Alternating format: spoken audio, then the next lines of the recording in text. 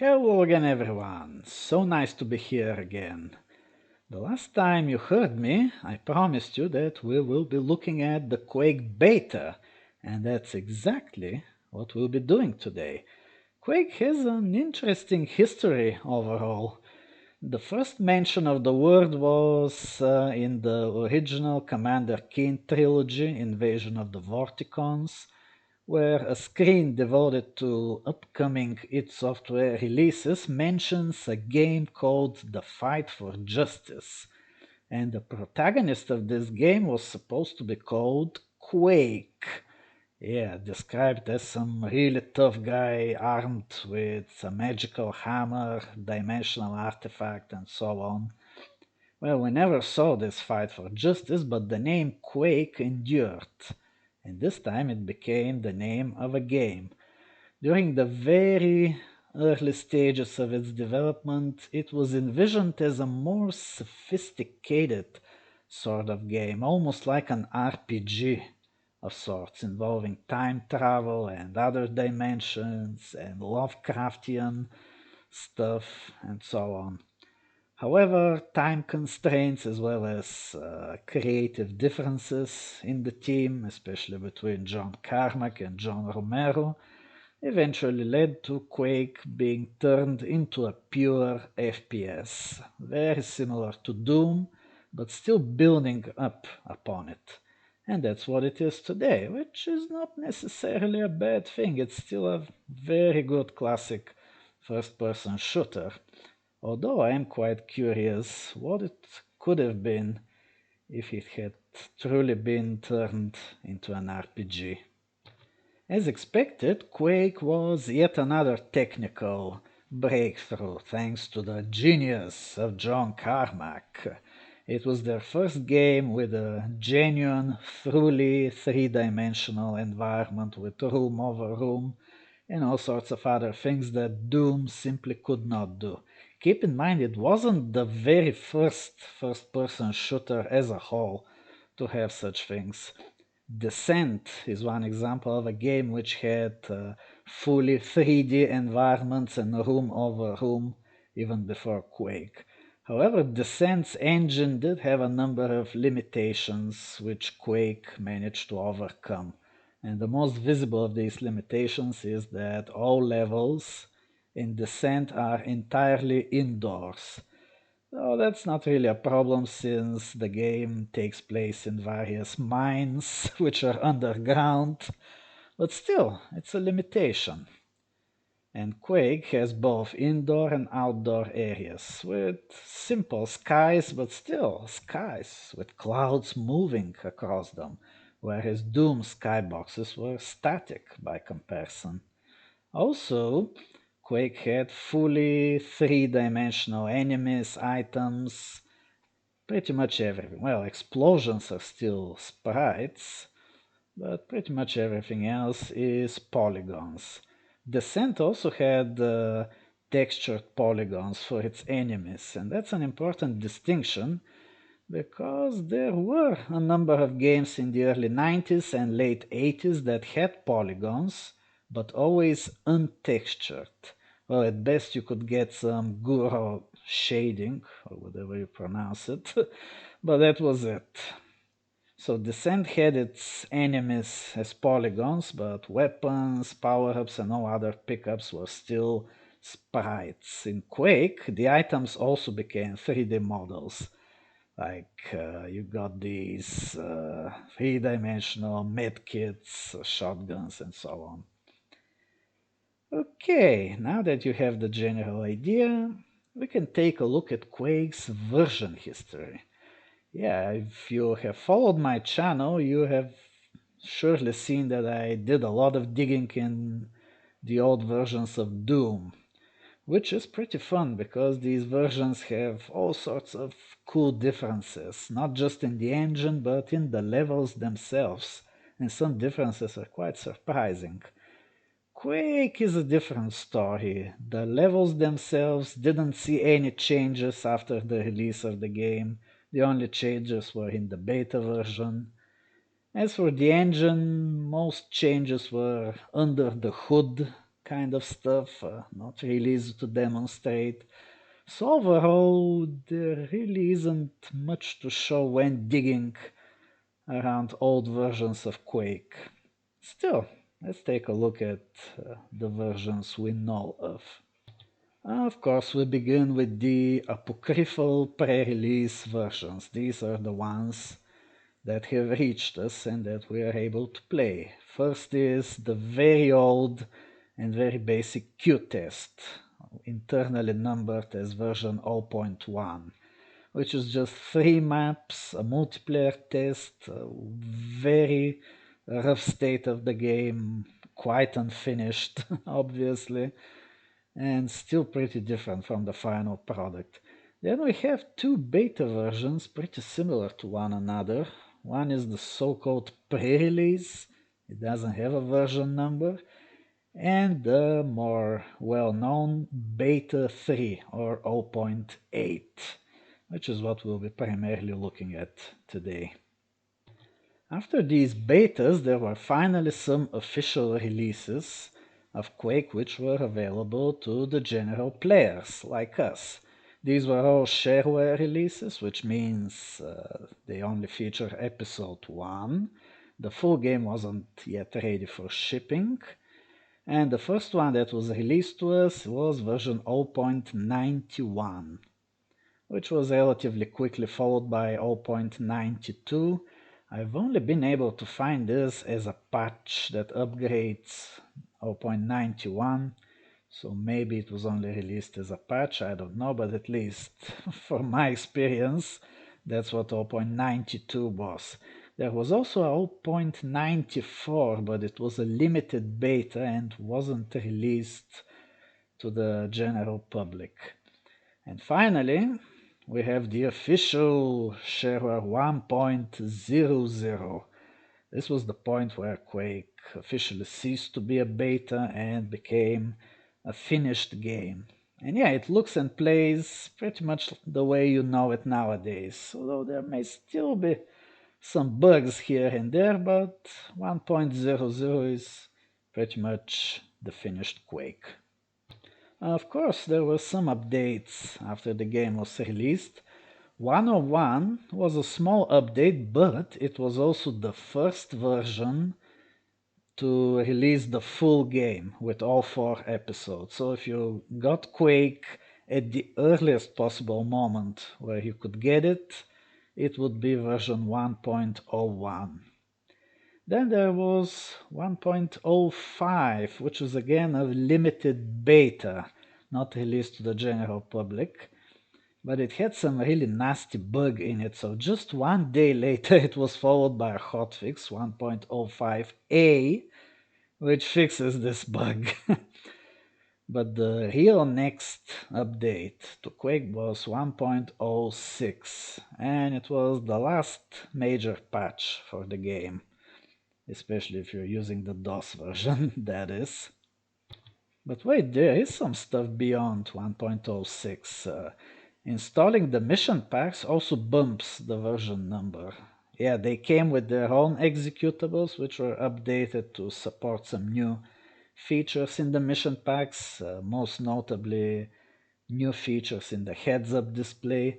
So you could technically play the mission packs with 1.06, but then the heads-up display would look exactly like the main game, so any new features introduced in the mission packs will not be working.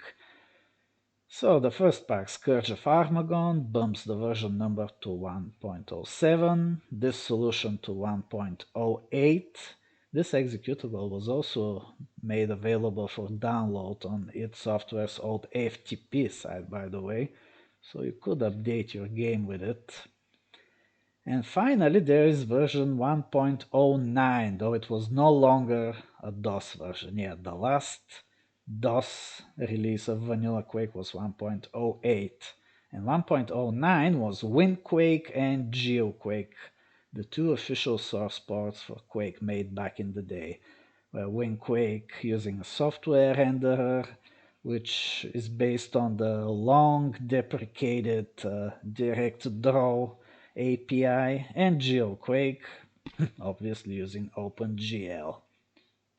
And of course, beyond 109 there is unofficial source ports, the modern remasters, and so on and so forth. If you're curious about reading more about the full version history of Quake, I'll leave a link to the Quake version history article on the Quake wiki. You'll find it in the description below the video. Now that we've explained, oh god, it's been 10 minutes already. Now that I spent 10 minutes talking about the different versions of Quake, I think we can finally jump into the action and take a look at this mysterious beta. Enjoy. Okay, we can't really talk about Quake beta without taking a look at Qtest first, right? The earliest playable version of Quake that has reached us. Let's see what it has to offer. Quake Test 1 version 0.1. This is a deathmatch test. It is not a demo, an alpha, or a shareware version. Have you read and agreed to the information in the licensed TXT file? Yes, well, yeah, I actually have to type yes. In modern software, you just click I agree without reading the license agreement typically. License agreed to. All functions enabled.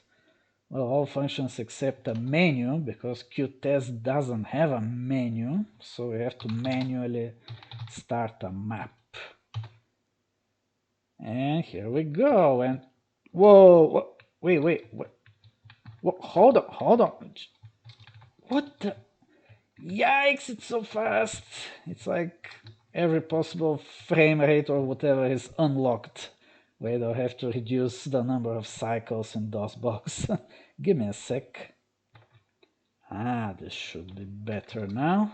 Yeah, it's definitely more playable. I don't know if mouse look works, so I'll just use the keyboard. Oh, it has sound too, and we start with a shotgun, no axe, just a shotgun. Sounds almost like the finished version, but the collision effects on the wall are a bit different, do you see? There's a bullet puff that looks suspiciously like Doom's bullet puff. Yeah, I think it's the same bullet puff. Well, won't be the last time we see stuff borrowed from Doom. And that's the super shotgun. Yeah, it's called super shotgun just like the one in Doom 2. These flames, there's something weird about them. And this torch too. Oh, I know, it's a flat, two-dimensional sprite. In the final game it's a 3D model, but here it's still a sprite, and there are other objects which are sprites, can be found by digging around the data files. Yeah, these textures appear in the final game too, but are used very rarely. The map, if you don't recognize it, is the first deathmatch map of Quake. It's called A Place of Two Deaths. And it almost looks like its finished version, with just some rough details here and there. Ooh, a nail gun. Let's get some nails, or flechettes as they're called. Ooh, it sounds kind of weird. And this flash at the muzzle also looks kind of weird. But yeah, it works, I guess. What else can we find? Ooh, that's a grenade launcher. Ooh, it looks so rough, like a pipe that you're holding. Ooh, the sounds are pretty much the same as in the final game. Except the explosion is just a bunch of particles. Ooh, this lava seems a bit weird. Do you know why? Because it's actually Doom's lava texture, but it looks a bit off because the color palette is wrong. Yeah, and this is a slightly more detailed button in the final version. Ooh, a teleporter, which is just a sky box. By the way, did you notice something about the teleport flash? Wait, let me show you again. Try to turn around quickly.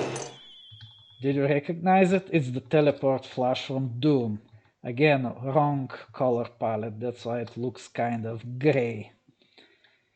Let's check the other maps. Yeah, you have to press escape to open the console. It's a bit weird, but yeah, that's how it works. Test 2 is, I think, the second deathmatch map from Quake. What was it called? Claustrophobopolis? Or something like that. Again, it's pretty much the map as we know it nowadays, with some very minor differences here and there. Oh, look, water. And once again, it kind of looks like Doom's water texture, I suppose. And last but not least, that's the abandoned base from the finished game. Another deathmatch map. And here we can hear this really weird sound effect when you fall and take damage. Enjoy. Yeah, I know.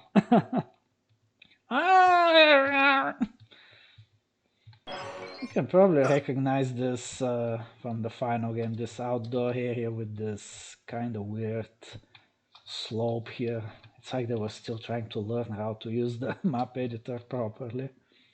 In the blue sky, it's a bit different from what we see in the final version. It's more like the purple sky, but just colored blue. Elevators, although they make no sound, I guess it wasn't done yet.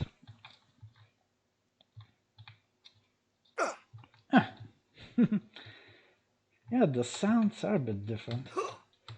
Instead of the classic huh, huh, we get this heh, heh, heh. Whereas in the final game, it's more like huh, huh. Well, you know the sound, they don't have to make horrible imitations of it. Ooh, rocket launcher.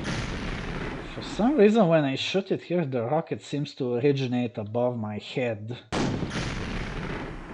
But if I get slightly higher, it works normally. Again, the explosion is just particles without the actual explosion sprite. Yeah, it's a sprite even in the finished game. Quake 2 turned explosions into 3D models, actually. So yeah, I think that's what we can see in Qtest. It's very limited, of course, but it's a nice peek into the most ancient history of Quake. Well, now we can take a look at the actual beta versions. Right, as previously mentioned, there are two beta versions of Quake which are very, very similar, although the so-called pre-release version is slightly more unfinished compared to the 0.8 beta. Let's take a very quick look at it. So as you can see, it's a black console, no version number. Also, for some reason, it can't memorize some of its settings. So, like for example, the brightness and the volume, I have to change them every time. Yeah, I can't remember them for some reason. Yeah.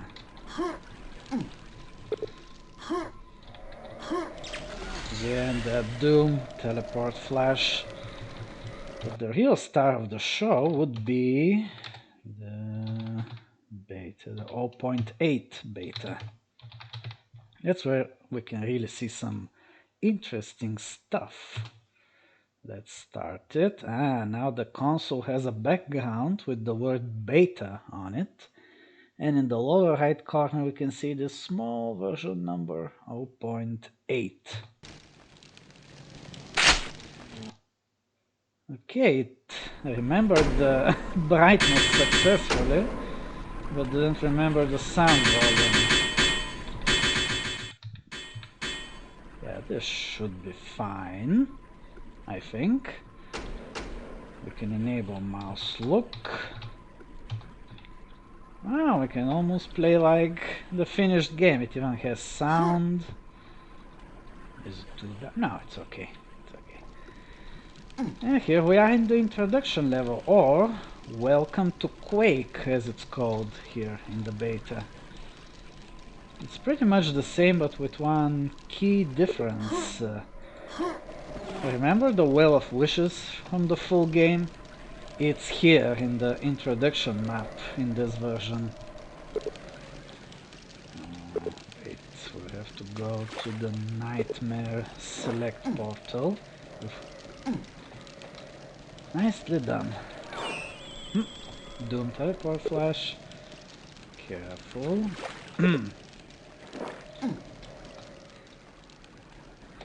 So if you remember, in the full game, shooting this thing on the wall gave you a message that the Well of Wishes awaits in the Crypt of Decay, which is where it was located.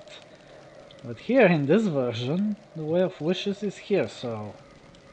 Wait, I forgot to show exactly where you're supposed to look for it. Okay, see this bridge that leads to the normal skill select? The Well of Wishes is under the bridge in this murky water. But how do we get there? None of the gaps is large enough to let us fall through.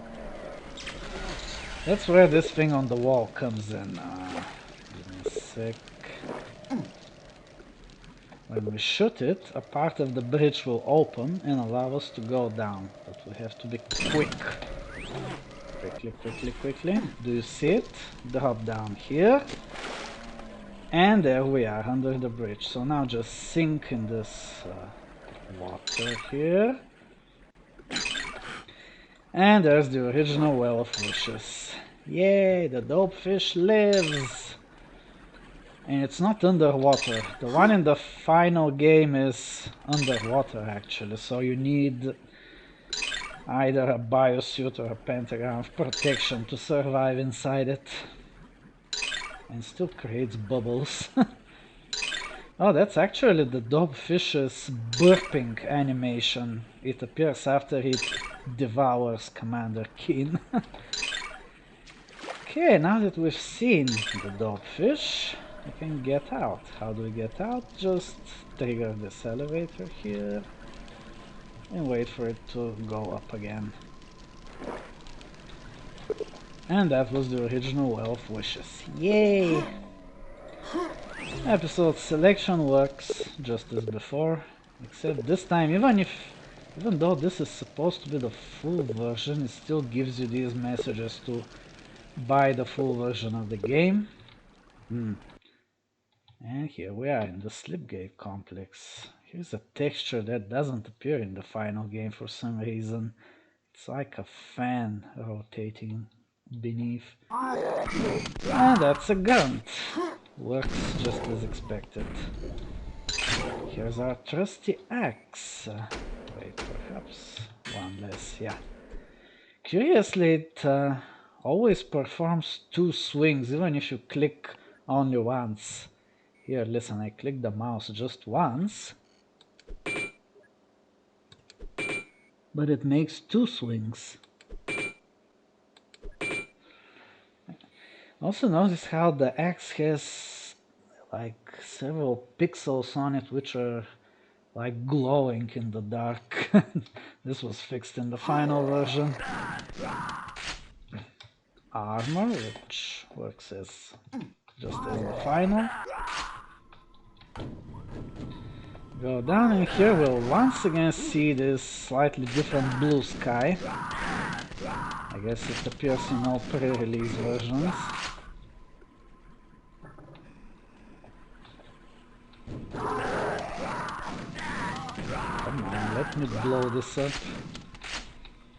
Here is a quad damage, although in the beta it has a slightly different name. It's called Quake Power. Hoo-hoo, sounds nice. Also, this slime pit here is a bit different than what you remember in the final version. See, there's an extra button here. And it actually goes back into the wall. In the final version you click the button and it stays open indefinitely, but here it closes after a while. Curious. I'll see the Quake power faded away without giving me a warning sound as it does in the final game. Disappointing.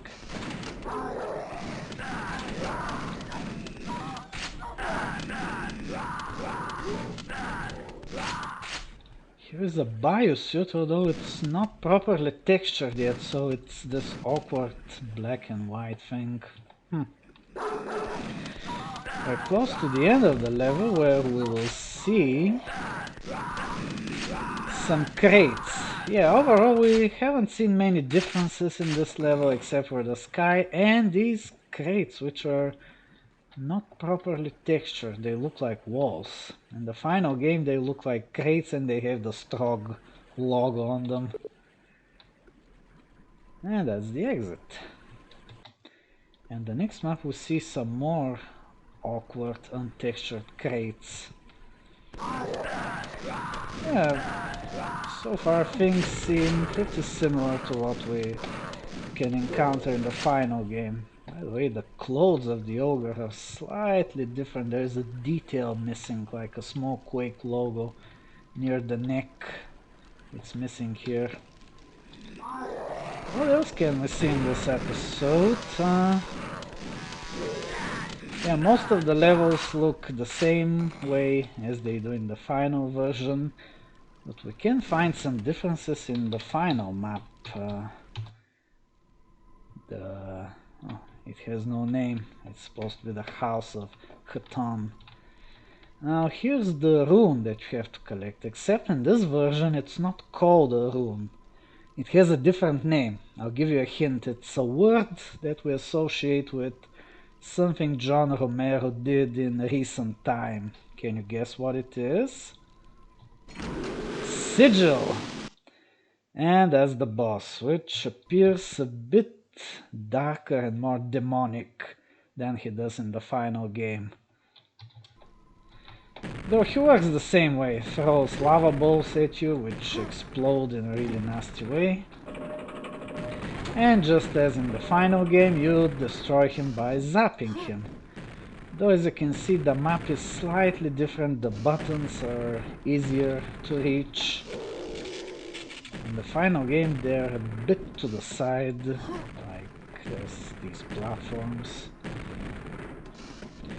But yeah, beside these small cosmetic differences, the map works the same way. And of course the boss is more demonic.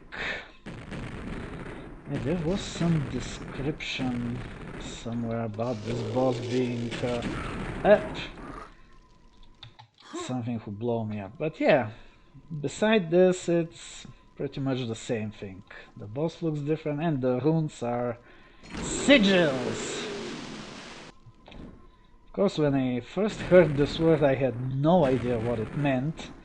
In fact, I think I pronounced it as sigil, which is totally wrong, of course. Right, for the sake of easiness, let's lower the difficulty a little bit. After all, we're just testing here. Okay,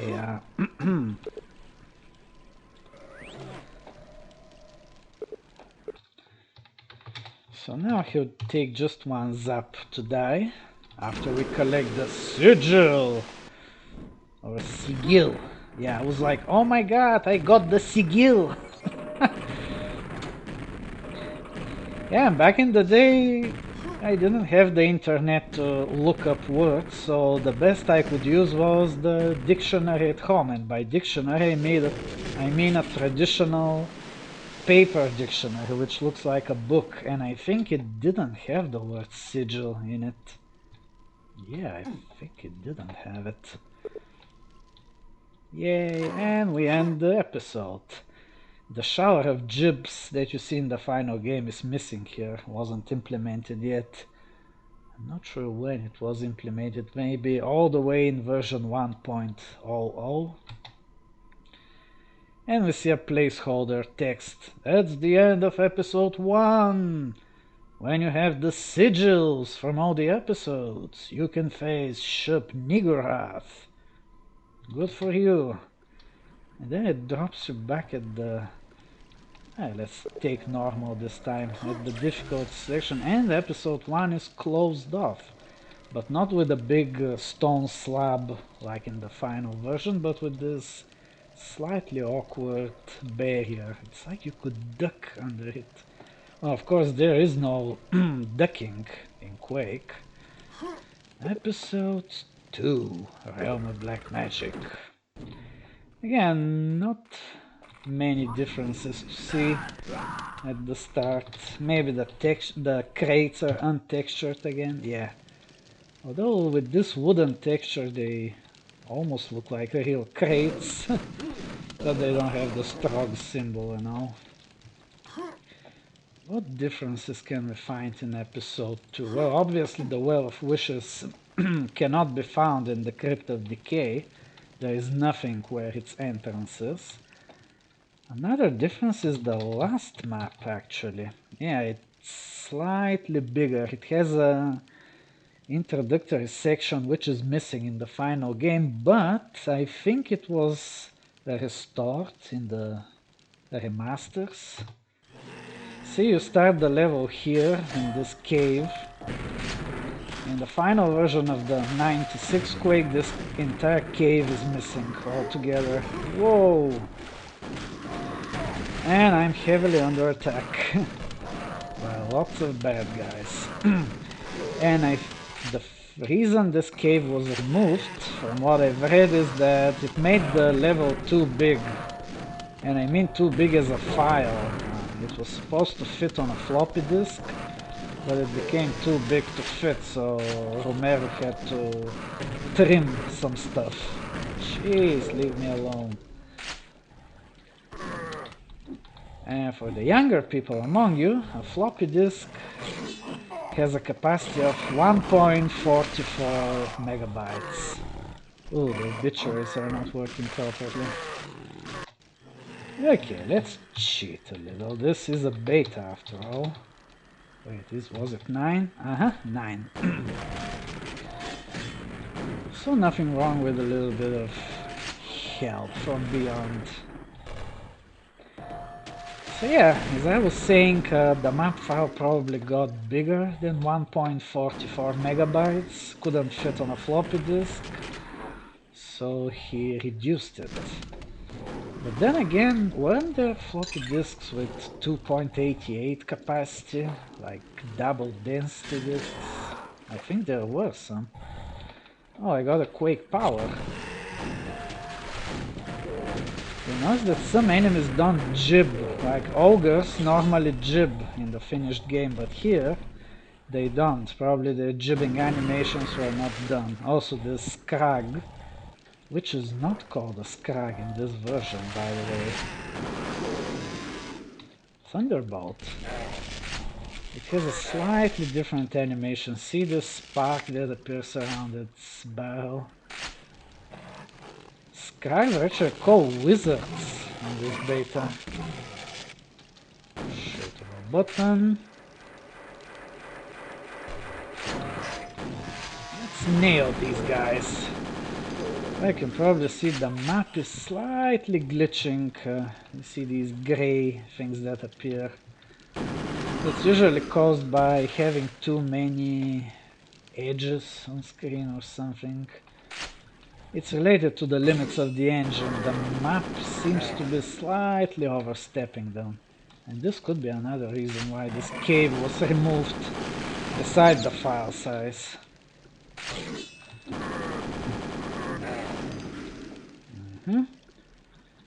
And here we are. That's the actual start of the official version of the map that was released in '96 with the full game. And from this moment onward, the map is pretty much exactly the way you remember it. And like I said, I think this cave was restored in the remaster, so today you can enjoy it once again. And that's for episode 2. Episode 3, Oh, episode 3 has a number of weird differences in it. First map is the same thing, Termination Central, no changes here. The second map is also the same, except for, again, untextured crates. Oh, they look kind of like metal crates, but yeah, they're not supposed to look like this. Also, this is messy. It's supposed to be a silver door. Yeah, it requires a silver rune key, but has a golden symbol on it. And it's a confusion I've noticed in other places as well, so it seems to be a beta thing. I don't know. Ow. Then the third map is also what you'd expect to see, the same as in the final game. But the fourth level is where things start to get weird. The fourth map in the official game is Satan's Dark Delight, but here it's the Haunted Halls. Hey, wasn't that the secret level? Didn't I make a video about it a while ago?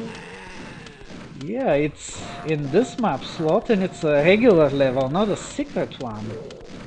How curious, but if this is a regular level, then which map is the secret level? That's right, Wind Tunnels is the secret level here. And it even has this closed Stargate portal at the start.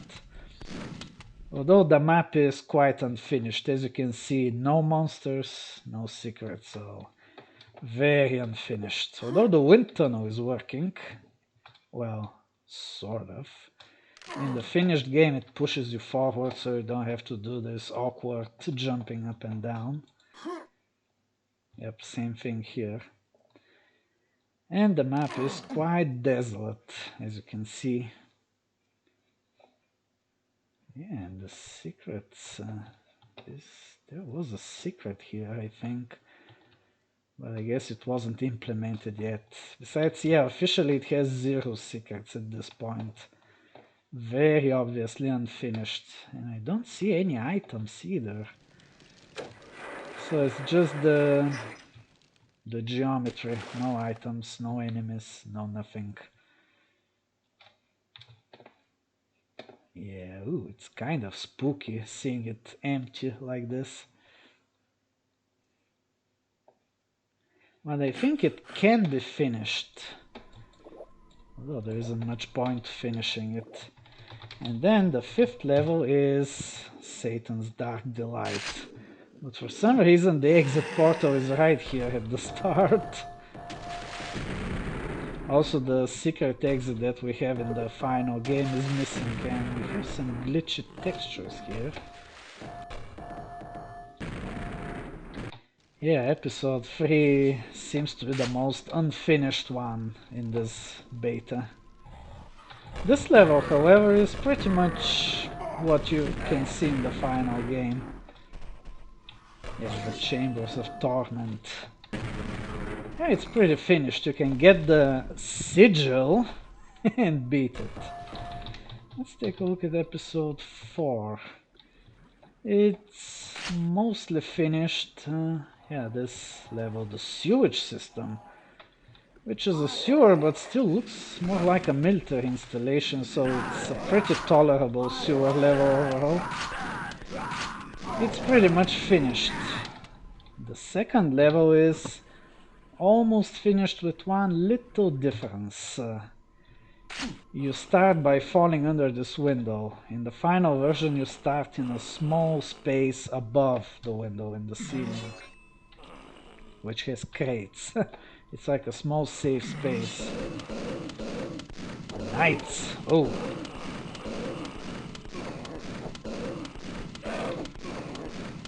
And if you watch my Scourge of Armagon videos, you may remember this, the green sky. Ooh, which appears in Scourge of Armagon, but as I said in those videos, it's not a new thing, it's actually an old thing. And here you can see that it originates from the beta. But curiously, it's not used anywhere in the final game. I don't know why, it's pretty much the same as the purple sky, but it's green. That's the only difference. Oh, this secret works. Good. I can show you another little difference nearby. It's a monster related thing. Oh, knights can jib, but ogres cannot. And here we have a vor, but is it really a vor? Just to notice how the projectile it shoots looks like a lava ball. In the final version of the game it looks like a purple spiked ball. But it's still heat seeking and it still does a lot of damage. Ow! Come on, kill me. You were supposed to kill me, not the ogre. You'll see why. Ouch. Well, let's help him a little bit. Such a nice guy helping the monsters. And notice the obituary. Player was finished by Shalraf? It's not a vor, it's a Shalraf. And from what I've read, this was supposed to be the final boss of the game, and it was supposed to look a bit different, kind of like a wizard, not like a spider, the Shalraf. Curious. Also, I don't know if you noticed it, but the textures are a bit different on the vor. I mean Shalraf. In the final version it has a bit more blood on it. Here it looks a bit cleaner. Yeah, it's a bit cleaner with less blood. And the head, I'm not sure, but it seems slightly smaller, or maybe I'm just imagining things. Well, it has its sounds and the attack is working, so yeah, it's pretty much a vor. Except that it's not a vor. Here's a shambler, it's pretty much the same shambler that we remember. And the rest of the level is the same. What else can we look at? The final level, the only difference is that it also has the green sky I mentioned before. But beside that, it's the same level that we remember. Okay, we've seen the 4 episodes. All that's left is to see the ending. Ooh. Is the end map different? Oh yes, it's different. It's an entirely different map. In the final game, the end map, Shub-Niggurath's Pit, is a cave-like map with a lava lake. Here, oh, it's so different. It's like a temple of sorts, and there's a whole bunch of 100 healths. But your health is capped at 250, so you can't really collect all of them. Oh, let's give myself some extra power, and that's a teleport.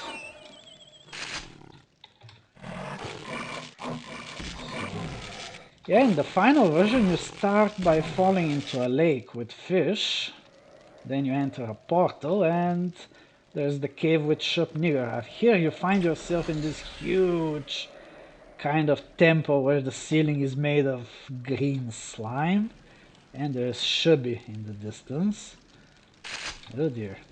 By the way, this looks like a rocket launcher, but it's actually the lightning gun. It didn't have a model yet, so that's why it looks like a rocket launcher. Yeah, there's some monsters to kill.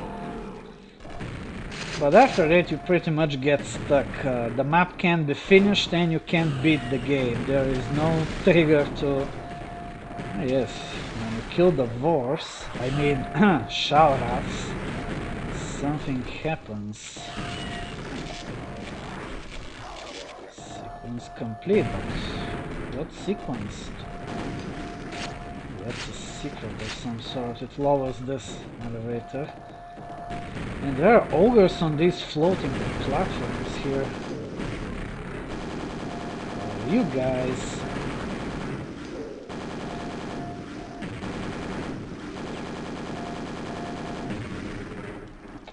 Ooh, finally some silence. Could you go back? Ah, yes, you can go back. Not that there's much reason to.